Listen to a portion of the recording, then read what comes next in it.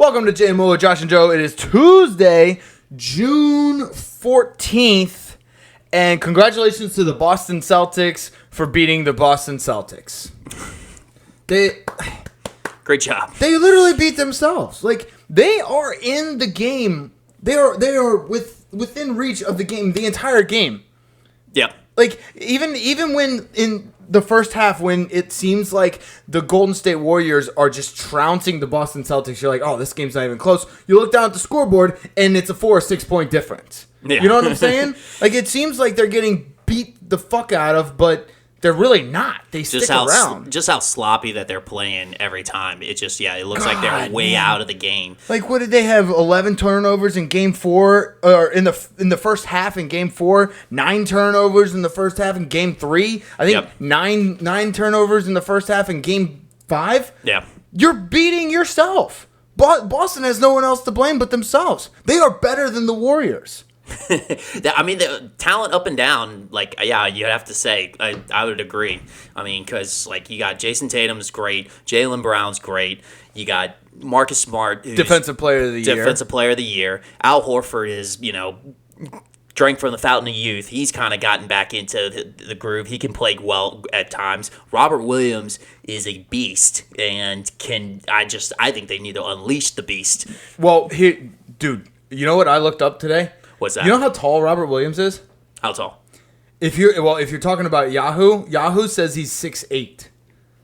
And then 6'8"? Google says 6'9". He plays like he's 6'12". Oh, he does. Yeah, I mean, he looks plays like he's 6'12". He looks like he manhandles Kevon Looney. And right. That's the tallest player for the Warriors. Is it, or is it what is it? God, what's that white dude's name? I can't.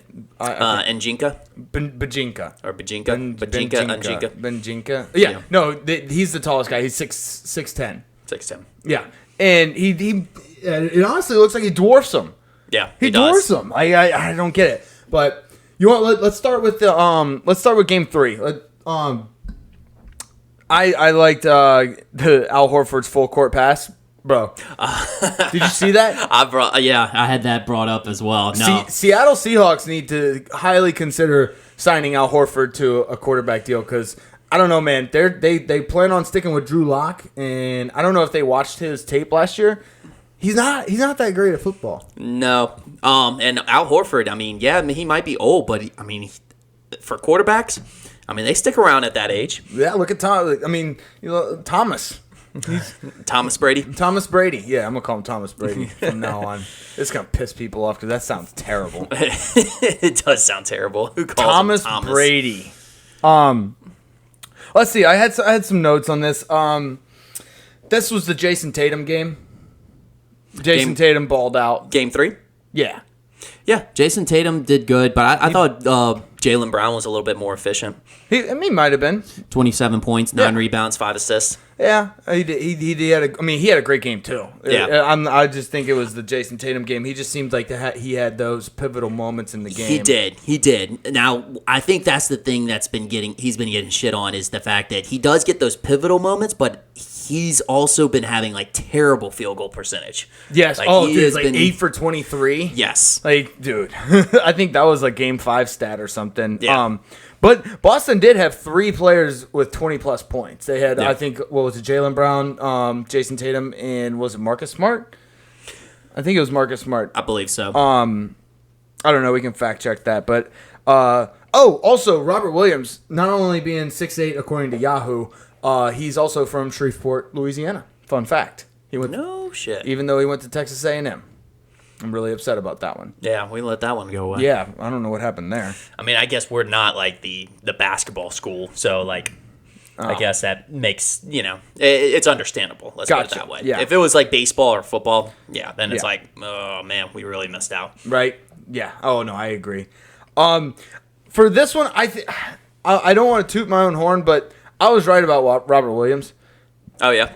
You remember when I said he's kind of the key player in this? Marcus Smart might be the X factor if he can make his wide open shots. Right. They'll win the fourth quarter. But I think Robert Williams down low is so dominant. If they can if like his knees weren't made of glass and they can get him more heavily involved in the game, I think they would just dominate the paint. And I think that would factor in a lot of like it might alleviate some of those turnovers. I think because like down low is the safe bet. No, I agree. I think you really do have to emphasize, if you're Boston, going for maybe a down low to out wide attack. Start down low, try to work the inside, and then work your way outside with some of those open threes. Because, I mean, you're right. You're absolutely right. And I've got some of the stats for Robert Williams. He has been efficient this series. He's efficient. I love it. Efficient. Emphasize the E right there. Efficient. Yeah, 4 for 5 on field goals the first game. 10 rebounds, 3 steals to finish off with 8 points. You talking about game 1? Game 3. Oh, I thought he was 4 for 4. He was 4 for 5. Okay, he was 4 for 4 for another in another game. It might have been game 4. Game 4, he was 3 for 3. Yeah. Okay, that's what I'm thinking about. 3 for 3, 12 rebounds, 4 assists. 1 for 2 from the free throw line. Got it. 7 points, and then 4 for 5 on game 5. 8 rebounds, 10 points. I saw in game 2. It was like in the second quarter. I think he just snagged a rebound straight over Draymond Green's head. Like it was. He was right behind him and just snagged it right from him. It just took it like a yonder. Yeah, like he was taking candy from a baby. Yep. Like he is. He's like he's the man. He's the guy that needs, because like Jaylen Brown's gonna do his thing. Jason Tatum's gonna do his thing. Al Horford's gonna. He's the guy. He needs to be the guy. They need to make him the focal point. A focal point of that offense. Yes. For sure, because I think everything would open up, like for the outside shooting, for Marcus Smart and now for Horford. Well, Marcus Smart's already getting wide open threes. That's another thing. He was hitting his shots in the fourth quarter. You saw that? His wide open shots, which I think Golden State continuing to just leave him wide open is a brilliant move. Oh yeah, it has to be. It's a brilliant move. Yeah. Good, but he was actually hitting his shots. That's why I think he's the X factor. If he hits his fucking shots, they win. If he doesn't, they lose. Oh, I saw another stat. They are Boston Celtics. If they score 108 points or more, they're 11-0. If they score 108 point or less than 108 points, they are 3-9. I feel like that's the stat for every great defensive team. Yes. Every great defensive team, you always have a number where it's like, oh, if they hit this number, they're going to win. Yes. Because their defense is outstanding. Their defense is going to show up regardless. Yes, you're absolutely right. Like, that's any sports team. Like, if you have a great defense, there's like this par number that you just have to hit offensively, and then you'll win. Yeah, if you just score par, you're going to fucking win. Like, that's just... Yeah, let's talk about the Warriors' meltdown in the fourth quarter in Game 3. In Game 3, because they had 33 points in the third quarter. They were absolutely dominant in the third quarter, and then I think they had 2 points in the last 4+ minutes in the fourth quarter. They had 2 points. They scored 11 total points in the fourth quarter. And that's not the first time this has happened in this series either. Like a fourth quarter meltdown. Right. There was one where Boston scored 40. They outscored them 40-16. I think, right? Was that game 1? I want to say that was game 1. Or no. Yeah, that was game 1. Yeah. 40-16. Dude, the Warriors just dominate the third quarter, but then I don't know if they run out of gas. You know what I compare it to? Like, this is why the Warriors are so great. Okay, so Joe and I swam in high school, and there was this event called the 200-meter freestyle. Okay. And we always broke it up into 4. For the first 50, second 50, third 50, fourth 50. The first 50, you go out, you're going very, very fast. Everybody's going all out. The second 50, you still have some juice left over in the tank. You're still going. Then you pass the halfway point of the race. The third 50 and the 200 was always the hardest. Yep. But the greatest 200 freestylers, that would be where they would hit the gas. Move. That's where they would make their move. And that's why I compare it to Golden State, because that's where they make their move, the third quarter. Like at the end, the last 50 of the 200-meter freestyle, everybody's like, "Oh, that's the last 200. I could sprint." You know what I'm saying? Yep. And they would give it all their all. I mean, and everybody does that in the fourth quarter. Yep. So, like, I think that's what makes the Warriors so great. They are the best when people are. I think they're not. They may not be the most fatigued, but they're going through the hardest part of the game. Yeah. You know what I'm saying? Yeah. Does that make sense? Because you like you said, you don't have that adrenaline boost that the fourth quarter provides, Right. Especially if it's still close, and that's what they are able to do a lot of times is they're able to kind of separate the gap a lot of times in the third quarter. Yep. To kind of deflate that for the other opposing side. So that's a great point. But you still can't score 11 points in the fourth quarter and expect to win. But you got anything else on Game 3? No, that's about it. All right, cool. Game 4. Now. This was in my opinion, this was a correction game for the Warriors. Yep. You know what I'm saying? It's just like, all right, let's recalibrate. We're the fucking Warriors. We're gonna fucking win the game. And I mean, the game was close the entire time. it was a good game. That was like the first time we've had like a really, really honestly close game. Game 4 and Game 5 were, even though they were both 10-point games, they were both very, very good the entire time until like the last couple minutes of the fourth quarter. Yeah, like they were very good games, and I'm happy about it. I love good basketball games. That's those are my favorite. Like I really hope this series goes into Game 7 because it's incredible. Yeah, I think both of our predictions are still in place, aren't Well, no, I said Warriors in 5. Oh, did you say 5? Yeah. I think I said you I said said Warriors Boston. in- I you said said- Boston, or did I say Warriors? You in said 6? Warriors in 6. I said That's Warriors right. in 5. So your prediction is probably going to happen, although I hope it doesn't. I also did say I kind of reneged and said that whoever wins Game 4 is going to win the series, and that's looking really good for me right now. That's true. Because the Warriors obviously went. They won Game 4. Did you see the height of the rim was off? Oh yeah, that's you saw right. that? It would be the Warriors that would know like the height of the rim. Well, I think it was Steph Curry. Yeah, Steph Curry in particular. Steph Curry is like he shot a couple of threes and he missed them. He missed like. He probably missed 75% of them. He's like, no. It's not me. It's not me. It's not me. This doesn't add up. When you have a fucking robotic 3-point shooter that makes everything that he shoots, you know that, okay, something's off if he's missing 75% of his threes. He's like the opposite of that girlfriend speech that you give when you're breaking up. It's like, oh, it's not me, it's you. The opposite of the girlfriend speech. Yeah. It's not me, it's you. You're a fucking idiot. Yeah, the rim's off by 3 inches. Yeah. Fucking fix it. Is that coach's talk? Is that coach's talk whenever you're doing, you know how that coaches talk when they do a press conference and you have like the interpretation of what they actually mean? Is that the exact same thing whenever you're doing like a breakup in a relationship? It's like, oh, it's not you, it's me type of situation, but the interpretation is like, no, it's not me, it's you. Yeah, no, it's absolutely. Yeah. Yeah. There's something I don't like about you, and I'm not going to tell you what it is. So I'm going to just blame myself. But I'm going to just string you along a little bit. Yep. Which, honestly, in the long run, stringing a guy or a girl along is not the answer because then you got to deal with them in the future. If you just cut the string right then and there, it's. I mean, unless you're dating a psychopath, it's done. Yeah, I'm not gonna lie. My first girlfriend, I made the mistake of doing that. But you know what? I was young. I can kind of say that was. I didn't want to do the breakup part. Yeah. So I end up like dating her 3 months longer than what I actually really should have. Oh, 3 months? Yeah, it was. Yeah. Ugh. Yeah, it was Dude, a while. That's brutal, man. But I already had known. But like I said, young kid, freshman year in high school, Oh, yeah, okay. Oh, yeah, no.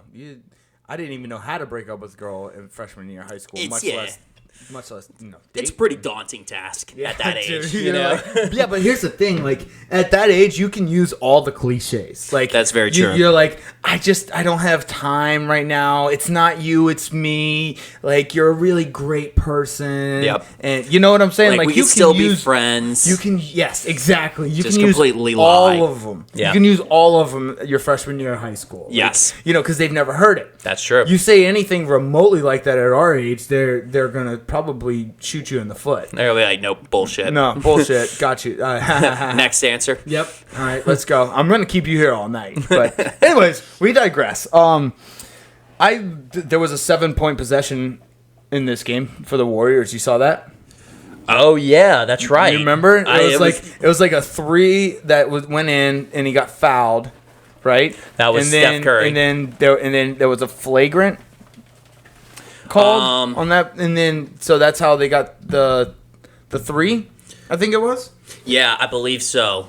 There was a flagrant, so you get the ball back, and then they made a 3 afterwards. Right. Or no, he made he made the foul shot, and then they got the ball back, and then they made a 2. Okay. Right. One or the other. Either way, that was a 7-point possession. So game's never over. You get a 7-point swing. Yeah. Just like that. It's insane. It's how the game has evolved at this point. Right. We started with 2 points. Now we have like a 7-point swing. Yeah. Oh, I saw this. I mean, they were double teaming Steph Curry. And, and then rightfully so. Yeah, and then Klay Thompson would just nail a 3. Yeah. Like, it's got to be so fucking frustrating to be the Celtics defense. They have like their different styles of making a 3-pointer, but they are the quickest release 3-pointers. Like, I would have to say 1-2 in the league. Klay Thompson and Steph Curry. Dude, this was one where like Steph Curry went off. I think he had 43 points or something. Yes. And dude, he was going off so much that in the fourth quarter, I remember watching this. Gary Payton had like all day wide open 3 from the corner, and still gave the ball up to Steph Curry just because he was on he was on fire. And I mean, Steph Curry drained it. Yeah. He just gave it up to him, and like Steph Curry took a more difficult shot with the guy in his face and still made it. Yeah. That's how on fire Steph Curry was, and all of his teammates knew it. Yep. They knew it. Yep. But yeah, Boston didn't score a point in the last minute and a half. They kind of went cold a little bit. That seems to be the trend on the teams that lose in the series. It seems like right at that closing stretch. They can't close. They can't close. Can't close. Jesus, man. You're like that guy in the bar. You know, it's macking on a girl. It seems to be going well, and then he just he freezes up. Yep. And he just can't close. Yeah, he just freaks out. We all know that. We all know a guy like that. And just decent looking dude, can't close. Yeah. That was me. That was me. Oh, is that what you were describing? Yeah, that was me. That's why it sounded so genuine. Yeah. Yeah, so genuine and sincere. I was like, man, this is a sad story here. Yeah, you could hear it in my the tone of my voice, right? I wonder who he's talking about, but I get it. It's personal experience, that was speaking. It was me. I was just I would freeze up, and I would just be like, okay, well, nice talking to you. I gotta go. or get their number and just not text them or text them the normal bullshit hey, how's it going? Yeah. Cute. You could be an early 2000s rom-com. It was the worst. It was the fucking worst. Anyways, you got anything else on Game 4? That's about it. Game fucking 5. This was a perfect example of why the Warriors will win the whole thing. Steph Curry was 0 for 9. Yep. He was pretty much a non-factor in the game, yet they still had Andrew Wiggins who stepped up. Klay Thompson made some pivotal shots. Yep. Draymond Green was a little more active this time. Dude, they showed that they can win without Steph, is basically what I'm saying. Yeah. Well, Andrew Wiggins, I have to say, has been solid this entire series. He actually has been solid, but this was his step out. This was his breakout game. Yes. This was the finals. This was Wiggins' finals coming out game. Yes. Yes, you're absolutely. He kind of put the team on his back. Yeah. Quite literally, yeah. Yeah. Klay was there a little bit, but if it hadn't been for the 26 points from Wiggins. Honestly, Gary Payton had some pretty big buckets too. He had a decent game. The stats won't show it, but Gary Payton made a couple of buckets that were just in perfect points of the game. Yep. Also, no one on the Warriors team should ever shoot at the end of the third quarter unless your name is Jordan Poole. Right? Do you see it? Yeah. It happened again. Yep. It was an incredible just 3 right at the fucking buzzer. And I'm talking this one was 2 inches from his hand when the buzzer went off. Yeah. And he drained it. And it wasn't drained. He hit the back. It was a bank shot, but It doesn't matter. It fucking went in. Yeah, and you could tell he just lives for that. Oh, he loves it. He loves every bit of it. But here's the thing: if you look at his face, like as I watched we watched the game together, and then I watched the highlights today. I think he was surprised it went in. I don't think he was expecting that as to go in. cocky as a guy he is, he was definitely still surprised. Yes, yeah. You're absolutely correct on that. So, yeah, dude, at the end of the game... All right, so actually, first of all, I wanted to... This was another game where the Celtics had 9 turnovers in the first half. They're beating themselves. Yep. They are their own worst enemy. Yep. Their 3 best players, Jaylen Brown, Jason Tatum, and Marcus Smart, combined for 13 turnovers this game. Jeez, Pete. How do you expect to win when your best players are just giving Warriors points? Yeah, no, I don't. Like they accounted for like a quarter of the Warriors' points. Yeah, like Steph Curry needs to send him a thank you mail or thank you letter. Yeah, send him a thank you letter. No, you're absolutely right. I mean, it just honestly they look almost dysfunctional at times. Yeah, on offense, like it's like how did this team make it to the finals? Yeah, but then when they're clicking, you're like, oh, okay, yeah, that's why. Well, also whenever you look at them on defense, you're like, oh, they actually do pretty good. All things considered, especially against one of the best offensive teams that we have ever seen, like ever. Right, but ever. Yeah. No, it is the best offensive team when we've Steph ever. Curry and Klay Thompson are on, there isn't a better like offense. No, there really isn't, because you can't guard them. You can't even. They will still make the threes when you're guarding them. You can't guard them, and then when everything else, or when they are both clicking, everything else opens up. Right, like Draymond just finally finds a shot somehow, but he also will be more reluctant. He actually will rely on his spectacular, unappreciated passing.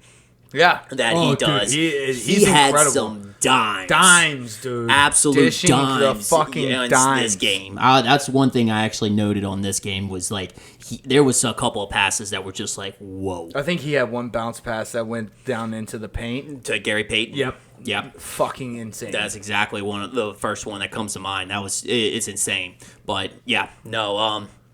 That's the thing. But Boston's still been doing a pretty good job at keeping him in check. But and that's why I was saying earlier, like it's frustrating because they double team Steph Curry, but then Klay Thompson just drains the 3, yep. And then they find a way to shut down Steph Curry, and Klay Thompson has a mediocre game, but then Andrew Wiggins comes in and decides he's going to have the game of the finals career. Yep. So it's tough. There was at the end of the fourth quarter the Wiggins dunk. Do you remember that? Oh, that's Wiggins' sealed dunk it. was kind of a dagger, and then like to put a cherry on top, Klay Thompson just drained a 3 right after. Yep. That kind of put him in the grave. Did you see Steph Curry's trick shot at the beginning of the game when they were warming up? Oh, the attempted trick shot? Yeah. I had made notes on that as well. Right, yeah. He kicked it into the actually onto the table, right? Yep, the NBA table, TV table. That was kind of fun. He needs to just stick to basketball. Let the soccer players do the soccer things. I think he's gotten the green light on that's how his warm up is supposed to be. Like he does not actually go through the normal warm up routines. He just does whatever the fuck he wants. That's awesome. You clear your mind by doing whatever the fuck it is you want to do. Steve Kerr understands. He's like, this guy is the best whenever he's relaxed. So yes. I'm not going to put any regiment or any like limitations on him. I'm just going to let him do what he wants. Make sure he feels comfortable, and then whenever he's in the game, then we'll just let that produce. Well, I mean, that's kind of how Phil Jackson coached the Bulls. He was the only one that could connect with Dennis Rodman. He was like, true. I'm gonna let Dennis Rodman be Dennis Rodman. He's a weird ass motherfucker, but I'm just going to let him be him, and that's how we got him to play for him. I mean, like, Dennis Rodman was a nasty nasty player. Yeah. And then he kind of did the same thing with the entire fucking Bulls lineup. He just he found a way to get the best out of them, and like what Steve Kerr's doing Steve Kerr was on that team, so he knows. He knows exactly how Phil Jackson did it. I think he's kind of like taking notes from him. Like, I mean, that's very true. That's a very good point, because you also have to think he's got he's got different personalities. He's got the all lovable, Stephen Curry that just just wants him to play around like he's a little kid again on the playground. And then he also has the absolute shit talker in the league in Draymond Green, which he kind of just lets him his thing. He's like, Draymond's gonna talk. I mean, Draymond's gonna do his thing. I mean, he's been inside their heads a little bit. Like, I'm not gonna take away from what he's been doing because he's been playing like shit this finals, but he's gotten in there. I think he has gotten in their heads a little bit. He's played the mental game. He plays exactly what cornerbacks do to wide receivers. Jalen Ramsey. Yes, he will get right inside their head and just talk all day long. Now, I kind of like watching the whole Draymond Green Grant Williams fiasco and kind of encounters, because I feel like Grant Williams actually does want to be Draymond Green sometime in the future. He's the same stature, same type of ball player, kind of a little bit stockier. Just he's gonna have to make his way by either shooting threes or being an assistant guy. Yeah, and also a shit talker. Yes, yeah, you're absolutely right. This one I did want to point out. This is another like what we alluded to earlier. Like, even though they seem like they're getting trounced, the Boston Celtics still somehow remain in the game. They just kind of keep creeping in. They were 0 for 12 from 3-point range to start the game. Jeez, they were 0 for 12 from 3 to start the game. Yet they were still right there in it. They were. It was close at the end of the half. I don't think anybody was making threes that night. No, I think the only two people that made threes that night was Klay Thompson and Jordan Poole. Yeah. And Jordan Poole didn't even make that many. It was all Klay Thompson. Yeah. Well, Jordan Poole was 3 for 6. He was 3 for 6? Okay. He was 3 for 6, and then Klay Thompson made 5 for 9 or something like that. But yeah, this one was a good game. The refs the referees entered the chat at halftime. Yes. Because they were like, all right, we need Boston to come back. And then Boston came back, and then the refs left the chat at fourth quarter. And it was honestly a great game. They were like, we just need to keep the ratings up just a little bit longer. Yes, we need the ratings to be up. But yeah, that's all I got for Game 5. Yep. It's 3-2, my man. Warriors 3-2. So I do want to do a Game 6 and 7 preview real quick. I do want to give Boston this credit. I know we've kind of been shitting on them the whole time. They've been in this situation multiple times this playoffs. Against Miami and against Milwaukee. They have been down. They're not new to this situation. They've been here before. They know how to come back. They know how to make an interesting Game 6 and Game 7 work out in their favor. They have the adversity experience. Right. They you know what? Maybe they need to be the underdog. Maybe they need to be down. I mean, they swept the fucking Nets, but they were down 3-1 against the Bucks. Yeah. And then they were down 3-2 against the Heat. Yeah. So I think they just thrive when they're down. It's like those people that work better whenever they procrastinate. And whenever the deadline's right around the corner, that's whenever they can just become superhuman and actually get all of their work done. Yep, that's how I was in college. Same concept. Yeah, same concept. I was the same way. I wrote my most inspired papers the night before it was due. It's almost like I needed an all-nighter just to make sure I got it done. It had nothing to do with Adderall. No. Absolutely nothing to do with nothing Adderall. to do with drugs. No drugs were involved. No drugs. I just had inspiration, just like that. Yeah. It's because I procrastinated. It's because. All right. Anyways, we can't really go further with that one. So here's something that I kind of noticed. I think Boston needs to do this in Game 6. When the Celtics are on offense, when Stephen Curry is guarding Tatum, it is the ultimate mismatch. Curry cannot guard Tatum. Now, I know he's not guarding Tatum, but when they can create that mismatch, Tatum's going to score every time.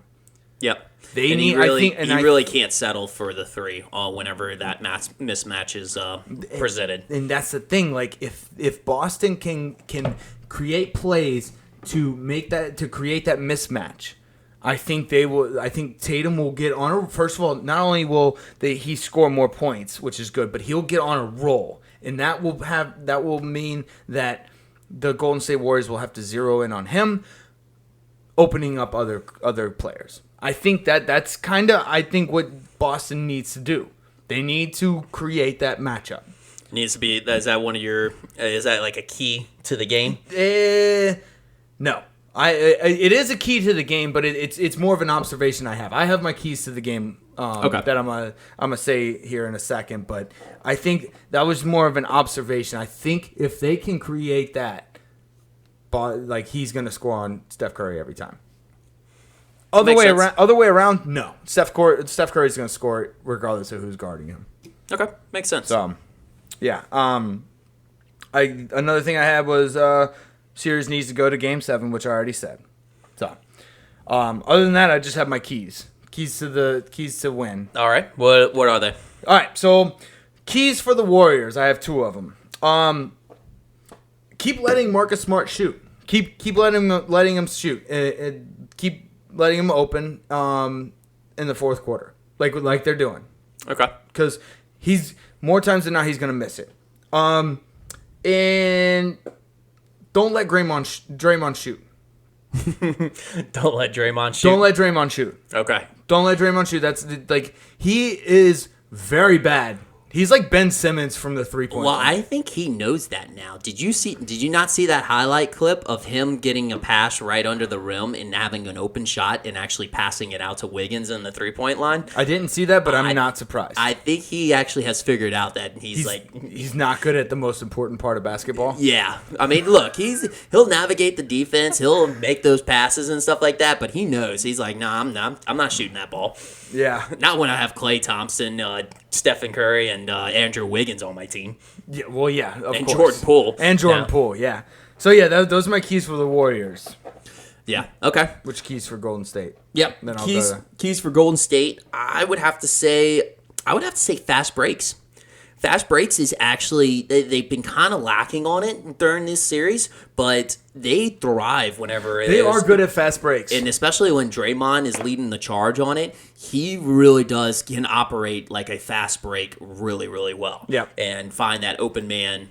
Do the only 1-2 things he's actually good at, which is passing the ball. Passing and rebounding. Yep. Yeah. So he can steal. He steals a little bit. A little bit. But, yeah. And I guess the other thing I would have to say is stop looking for the foul. Stop looking for the foul. Like they so many You're times. right. They do so go up many times. looking for the foul. Yes, and I honestly, that's actually like times like Al Horford whenever he threw the pass over to Jaylen Brown for the fast break. Yep. It caught the Golden State because they were chirping at the refs because they were looking for the foul. They were looking for the foul. Just fucking play basketball. If they just play sound basketball, just don't let the refs get to them. I think that's going to be the keys for them to finish off the series. Because they have to understand the refs are going to enter the chat here at some point. They're going to get a call from New York, and the New York's going to be like, yo, you need to keep this tight. You got to accept that and move on if you're the Warriors. Yep. All right. Do you have any more? No, that's it. Keys for Boston. Like I said, yeah. Okay, so I guess I did say it earlier. Exploit the Tatum Curry matchup. Okay. Like create the mismatch. Gotcha. Create that mismatch, and then kind of do what the Golden State Warriors are doing with Marcus Smart. Do that with Draymond.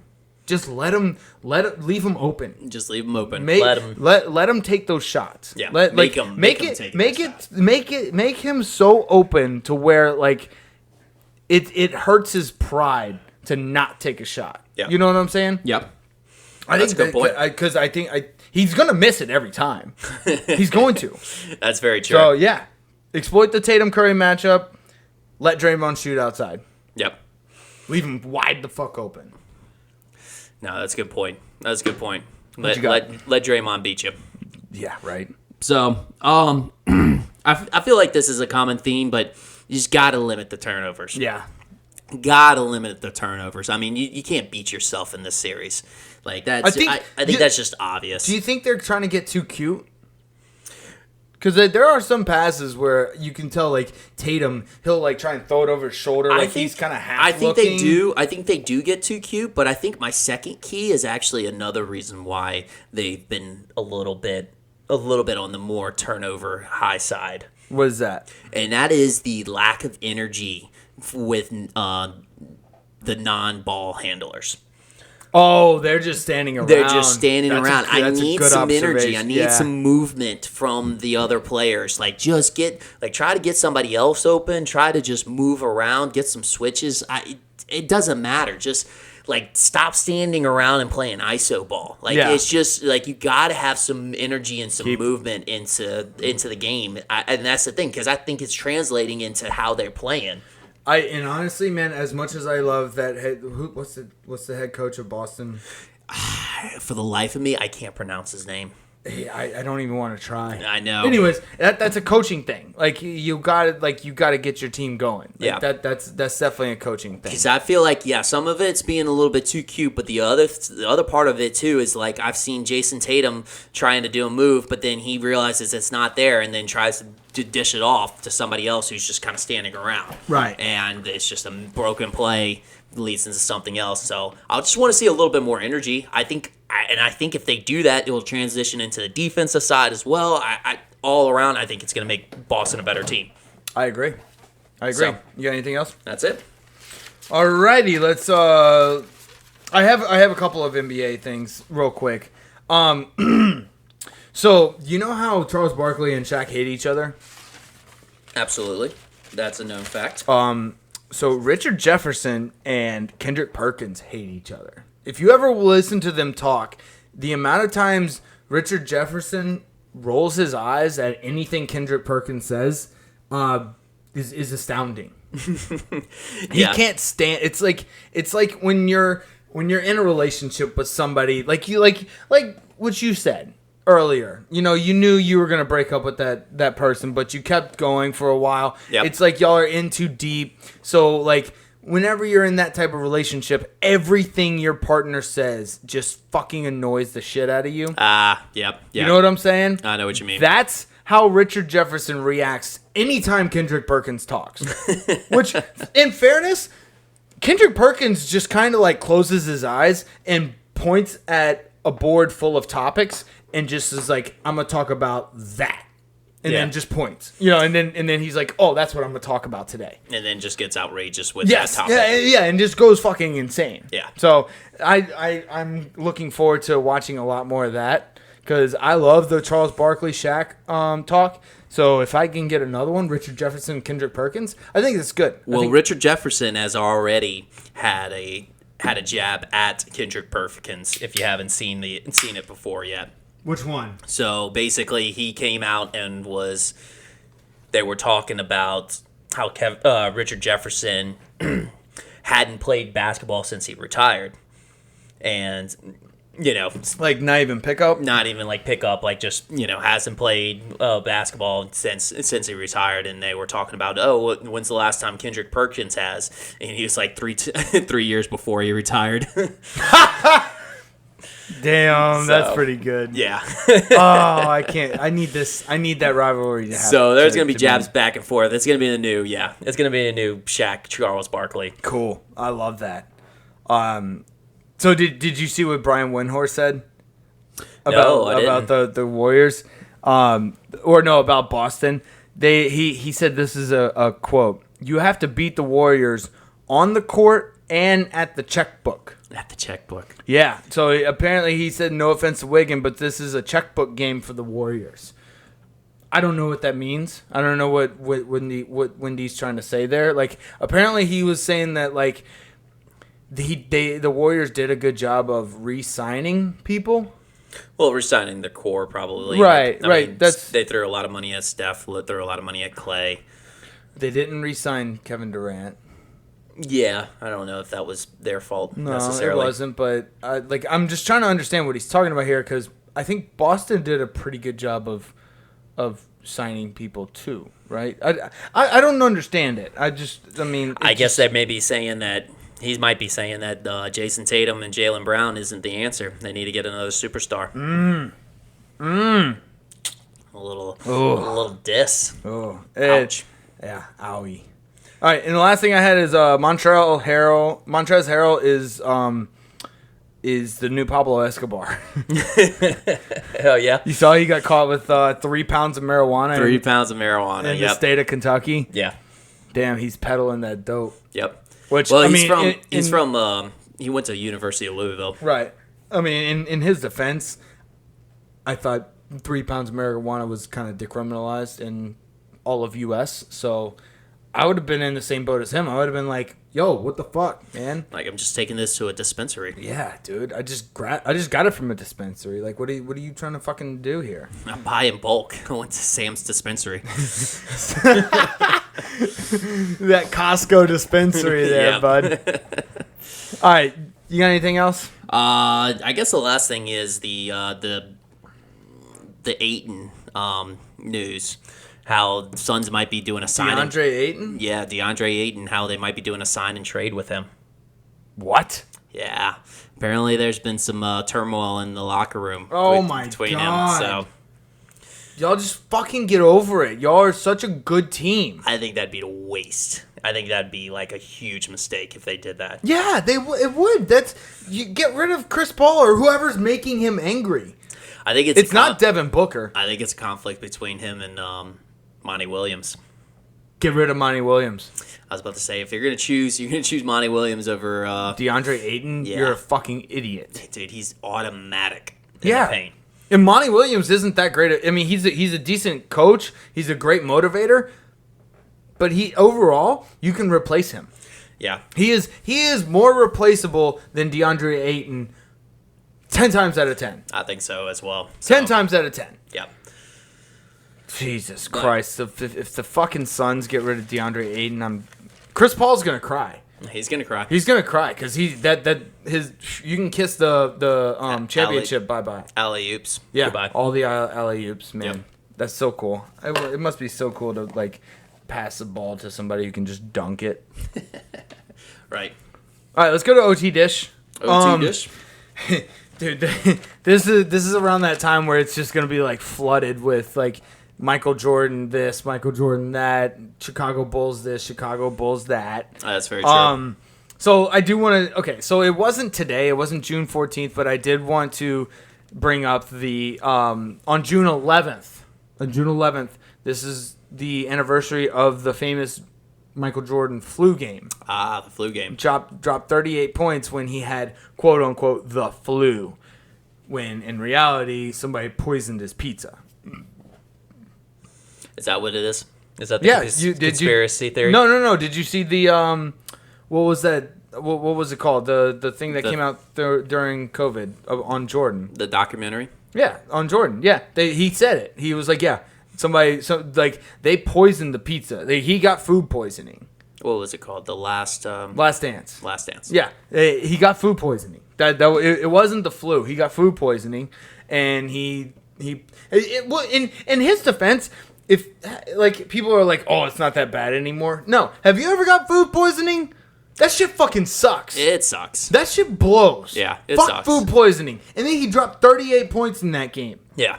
Like, I think I'm more impressed that he did it after having food poisoning than if he had the flu. Well, think about it, because you were like, your stomach is just like torn to bits. And what's the thing that always goes out whenever you're in high cardio's like situation is it's always your abs start cramping up. Your abs are cramping up. You're shitting your brains out. Yeah.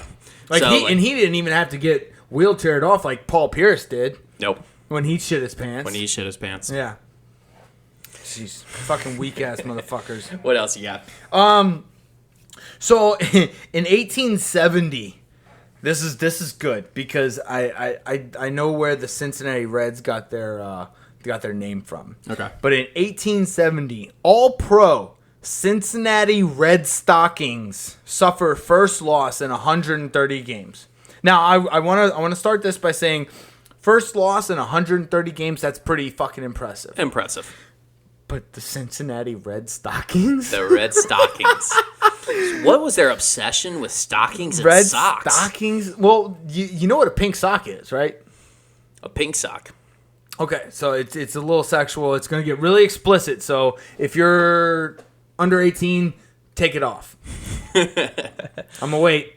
Okay. they're gone. They're all gone. Everybody under 18 is gone. So what a pink sock is when you're fucking your girl in the ass, and as you're pulling out, you hit her in the head, so her butthole clenches up, and you pull out, and the insides of her asshole come out.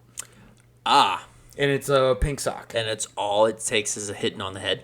I guess so. I don't know. That's what I read online. I have no idea. Never had this personal experience in my life. I hope to God I never have this personal experience in my life. I don't think that's the delightful experience. No, it's not. It sounds like a horrible experience. That's not anything I ever want to happen to me in my entire life. But anyways, back to the Cincinnati Red Stockings. I think that they were like, okay, they realized that they were like, okay, this is a terrible name. Let's change it to the Cincinnati Reds. I think we figured out where the Cincinnati Reds came from. That makes sense. Yeah. That makes sense. All right. And the last one I had, this one hits home for me because I was a big Cal Ripken Jr. fan. Okay. In 1996, Cal Ripken Jr. sets the consecutive games record by playing in his 2,216th consecutive game. Oh, yeah. That's crazy. Unfucking real. Durability. Yes. At its finest. What do you got? All right. Well, I guess in the finals theme, we'll continue it from there. 1990, we had the NBA Finals. Defending champs Detroit Pistons beat Portland Trail Blazers 92-90 in Game 5 for back-to-back championships. Bad boy Pistons. Bad boy Pistons. Who was the MVP? Isaiah Thomas. Isaiah fucking Thomas, baby. Well done. And then in 1992, 2 years later, the Bulls beat the Trailblazers yet again. Poor Trailblazers. Trailblazers. They were like the Bills back then. Yeah, they were like the Bills. Yeah, always getting to the championship. Or the Jazz, because the Jazz made it two years in a row, and they got beat by Jordan. Always the bridesmaid, never the bride. That's good.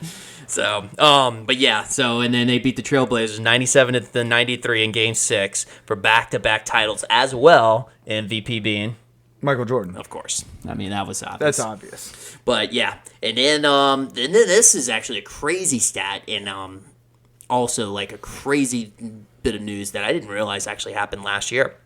What is this? So, 2021 on this date, Cristiano Ronaldo. I don't know if you know this fella. I don't know. Yeah, I mean... Is that Dan Valente? It might be Dan Valente. It's Dan Valente. Yeah, alter ego. But yeah, Cristiano Ronaldo removes sponsors Coke bottles from his press table at the European Championships, prompting the company's share price to drop $4 billion. Because Cristiano Ronaldo... Because he removed it from the Coke bottle. It dropped from his press conference. $4 billion. $4 billion. You know, that's just like saying... That's just like when Rihanna said Snapchat is trash. You remember that shit? Yeah. You remember when Rihanna was... I can't remember exactly what she said, but Snapchat stock dropped like 40%. Yeah. Within like... an hour. It really reminds me of the quote of the great Kanye West. That's like, how can one man can have all that power?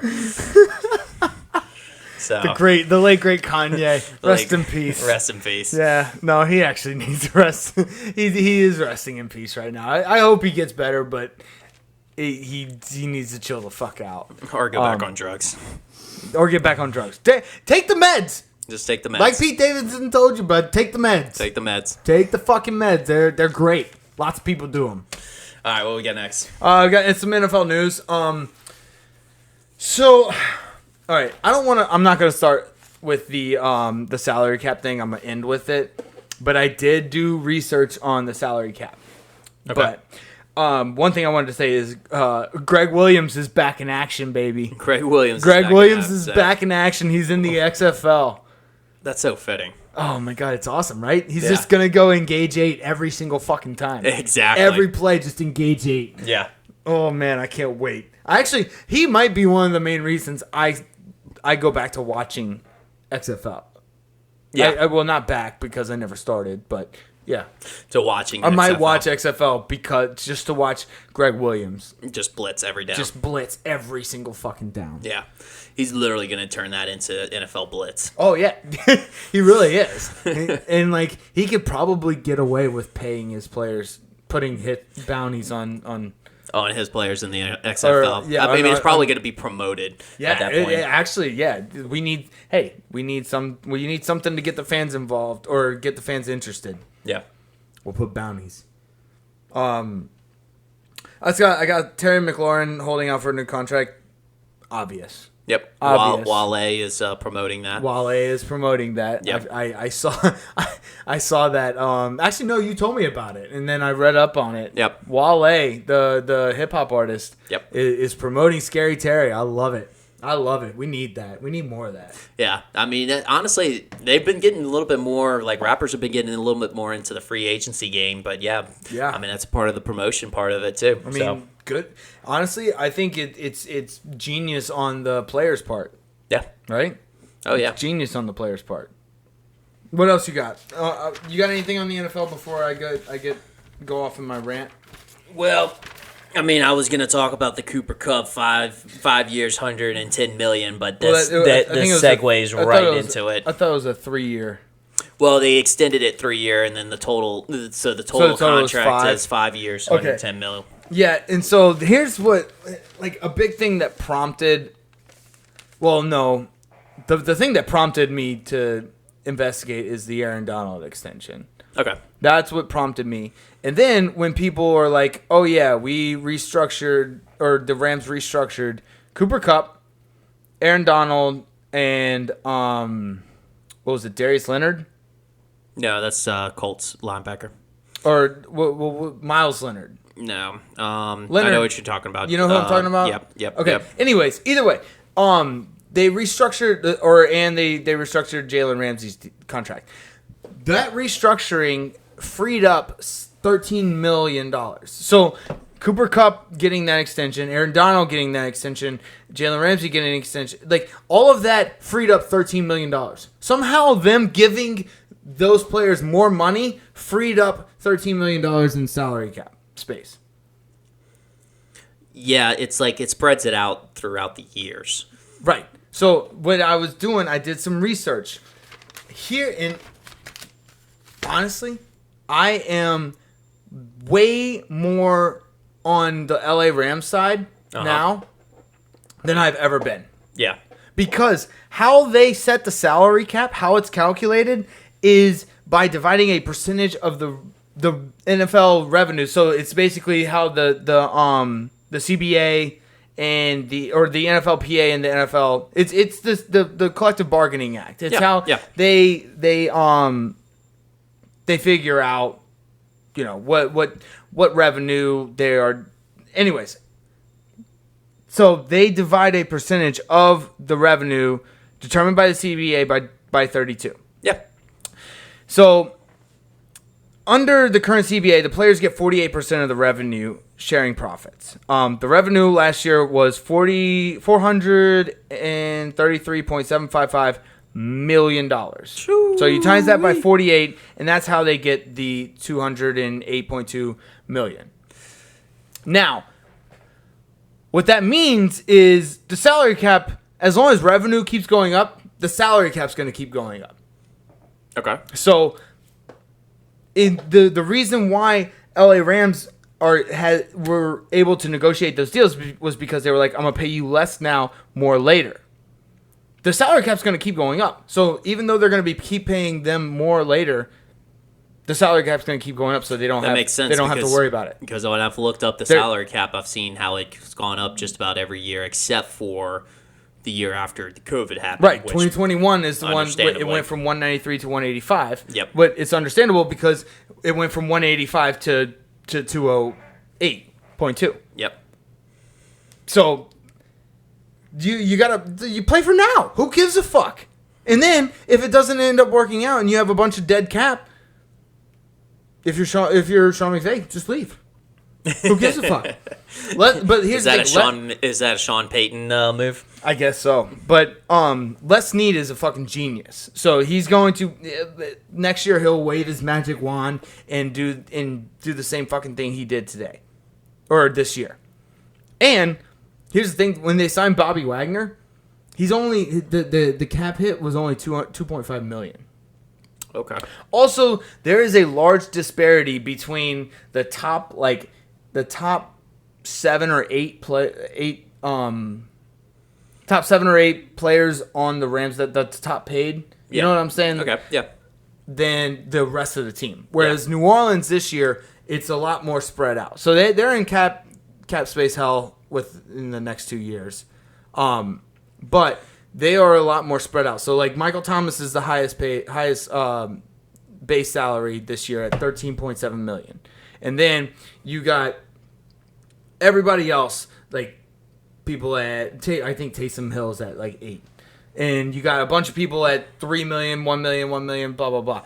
Whereas you got like Aaron Donald at $27 million, Jalen Ramsey at $24 million, Matt Stafford at like what was it? Like $14 million. But and then the drop off is insane. Then you go to like a couple of people with $8 million, and the rest are like with $1 million. You know what I'm saying? Basically, pay your good players as much as you can, and then just whatever the other people. No, just fill in the spots. Right. Well, yeah, you kind of do that if you're the Rams, but you basically just say, hey, we're going to make because they have to pay Matt Stafford like $40 million in 2 years. Yep. It's insane, and they're still paying Jared Goff like $33 million. Wait, are they? Yeah, he's a bunch of he's like big time dead cap. Yeah, and no, $23 million. The Philadelphia Eagles are still paying Carson Wentz $34 million. Oh gosh. Yeah, that was a giant mistake. But anyways, yeah. So I figured out the salary cap, and I did a terrible job of explaining it, but. Oh well, I get it. It's all up here. Yeah. That's what matters. I'm on the LA Rams side now. You're LA Rams fan. LA Rams fan. Well, no. God, no. I'm just I agree with them now. I'm as far as the salary cap goes, keep doing you, bro. Yeah. Draft picks don't matter. But all right. Anything else? Nope, that's it. You want to do some golf preview? We can do a little golf preview. Yeah. Who you got winning it all? Because I'm gonna take that straight from you. I went with Scotty Scheffler. Because, and honestly, actually, the place that they're playing it at it's in Massachusetts, and gosh, is it Brinkfield? I think it's Brinkfield or Brookfield, Massachusetts, and it's at this place called The Country Club. Oh, that's good. It's one of the oldest country clubs in the U.S. One of the oldest golf courses in the U.S. And it's called The Country Club. How fitting. No shit. Yeah, right? That keeps it nice and simple for me. I'm a very simple person. I need it nice and simple. And since that's why the whole salary cap thing, I had to study for 4 fucking hours before I understood it. I need just The Country Club. Yeah, keep it simple, stupid. Yep. But Scotty Scheffler, what style of golf he plays? He plays old man golf. He does play old man golf. Golf in an old man course. I think that's I like it. That's just a fit. Just well done. Yeah. Well done. A pairing like no other. Yeah. Well done. I know that's like a master's quote, but it's like an all golf quote. You can spread that all through golf. Yeah. I did like how all the live players are going to be playing. Like Phil Mickelson, Dustin Johnson, and Patrick Reed and all them. Some of them are. Most of them. The ones that have already played in the first tournament in London are disqualified from the PGA tour. Yeah, but they can play in the majors. That was one of the exceptions. Was it the majors? Yes, they can play in all 4 majors, but the ones that you're talking about were disqualified from the PGA tour. They can play in the majors though. Okay. I think this is them just choosing not to. Well, no. Was it Dustin Johnson? I believe is playing. No, I don't. I don't think he's playing in the. Yeah, he is. Dustin Johnson's in the U.S. Open. Okay, and he did play in London. Yeah, no, you're right. You're absolutely right. You can't play. But it's only the majors.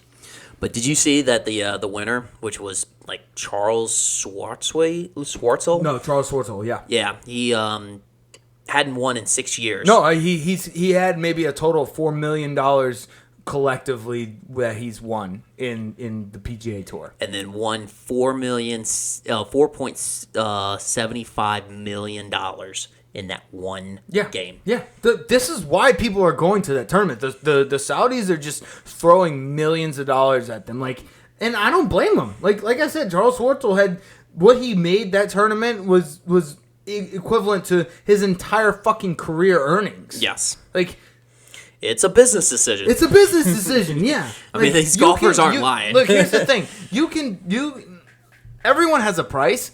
And you can say, oh, I have these morals, I have this, I have that. But here's the thing. If they keep adding a zero to your check, it's only a matter of time before you break. Yep. It's like, oh, okay, you're not happy? All right, I'm going to add another zero. Oh, you're still not happy? I'm going to add another zero. And then you're just like, you're sitting there sweating. Your wife's like, what the fuck are you doing? Yeah. You know what I'm saying? This is like life-changing money. Look, money talks. That's one of my favorite songs by AC/DC because it's the most truest statement I've ever heard in my life. Yep. Money fucking talks. Money talks.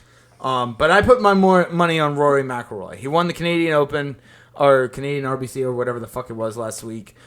He's on fire. I think he's gonna win it. I honestly, he's one of my players to watch. I got John Rahm, Rory McIlroy, Jordan Spieth, Xander. Schauffele? Yeah. Schauffele's been playing pretty good, though. Yeah, and then Cameron Smith.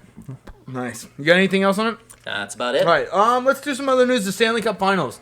Tampa Bay Lightning versus Colorado Avalanche. I'm going to be rooting for the Lightning. I think they only have, technically they have 2, but I think they only have 1.5 Stanley Cups right now. So I think they need this one to have a dynasty. Plus, they're Vasilevsky's one of my favorite goalies. He's so much fun to watch. He's playing so fucking well right now. I think this postseason he's got a .939 save percentage. Save percentage. Unreal. Yeah. Unreal. Steve Stamkos, Kucherov, Redmond, they're just really fucking good at hockey. Yeah. Now on the other side, the Colorado Avalanche might be the best team in hockey right now. But did they have a goalie controversy? They might. Yeah, I mean, I was actually kind of reading into that because, not gonna lie, I'll take an honest stance on this. Not a big hockey guy. Not that I don't enjoy it. I surely appreciate it. I just don't know a lot about it. Well, we never grew up watching it. I never grew up around ice, so in general, it snowed one time in our entire childhood. Exactly. So basically, that's kind of why my inexperience from from hockey. But so I took a look. And basically, they kind of have 2 really, really awesome goalies. Which I don't know. I was thinking of the equivalent of a 2-quarterback system. Oh, yeah. So it's who do you start? Okay, so when you put it in football terms to me, I understand what you're talking about now. Exactly. That's how I had to understand it. Oh, and you get torn, right? Yes. You don't know who to start. Yeah. And then it's it's in one of the goalie's heads the whole time, oh, he's right behind me if I don't play well. And then the other goalie comes in, it's oh, if I don't play well, he's going to get in. So you're not going to get the maximum out of your goalie because he's always looking over his shoulder. And I feel like it's a big mental part of that position where you have to be able to be on top of your game and you've got to be able to make quick decisions. So any deterrence of your mental state is going to be a huge factor. Right. So okay, so from now on we're just gonna when we talk about hockey, we're just gonna put it in football terms. Absolutely. Okay, perfect. Just to show how good the Avalanche are, of the 3 series that they have played in this playoffs, they've swept 2 of them. Yep, I saw that. And then against the St. Louis Blues, they won 4-2, which was actually a really great series. But they've been dominating teams. They dominated the Edmonton Oilers. But then on the other side, Tampa Bay Lightning are going for a 3-peat. Or a 2.5-peat. 2.5-peat. Because they're going for a 2.5-peat. 2020 doesn't really count. It only half counts. It's like the Lakers got a half a ring. Yeah. That's it. So, do you have anything else on hockey? I think that's about it. Yeah. I got two other things. I need to stop looking at the stock market.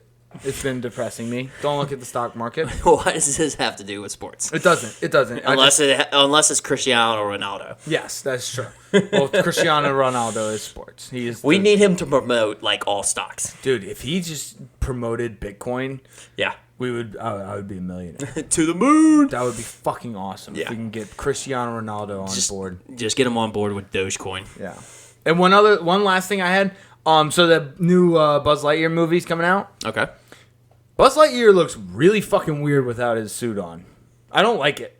What do you mean without his suit on? He has some scenes where it's without his suit on. You know what I'm talking about? Yeah. I don't like it. You also realize that Tim Allen's not the one that's voicing Buzz Lightyear. Really? It's Chris Evans. Ooh. He kind of sounds like him, though. I know. He had me fooled. I'd have to give him a credit, but I don't know. It's just, I feel like... Woody going to make an appearance? I don't know. It's a space movie. I don't know. They got cowboys in space. Have you ever seen Family Guy? He had an astronaut suit on with the cowboy hat. I mean, Peter did at the reunion, at his high school reunion. And they've done Cowboys and Aliens. Cowboys and Aliens. I mean, they could throw Woody in there. They could mesh. Yeah. They could mesh. All right. You got anything else? That's it. All right. Well, that's it. We will see y'all next week. Love y'all. Later.